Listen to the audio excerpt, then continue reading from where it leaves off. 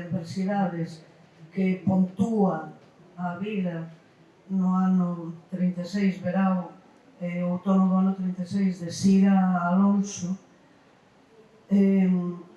consegue, moi perto de onde estamos, na rúa Juana de Vega, un cuarto moi ledo, moi alegre, moi luminoso.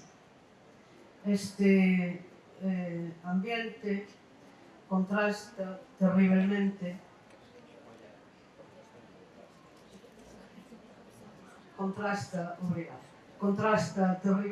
co que vai evocar ou co que vai descrever.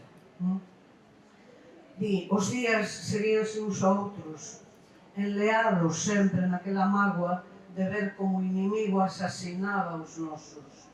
Non sei por que me ven agora á memoria aquel mozo cego que desde a morte do poeta García Lorca se dedicaba a ir polas casas recitando os seus versos. Lembro o poema que por vez derradeira saíu dos seus beizos.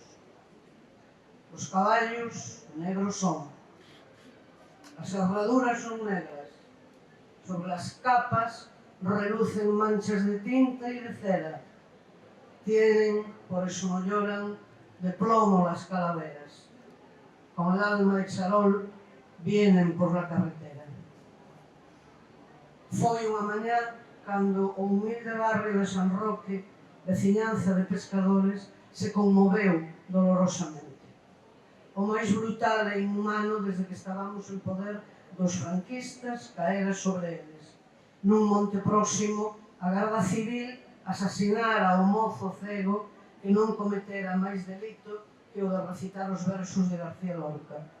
O seu cadáver apareceu nunha toxeira coa mirada branca e os ollos regalados implorando ao ceo.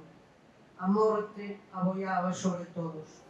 Cantos seres enloitaba, como se ían enchendo de odio os corazones.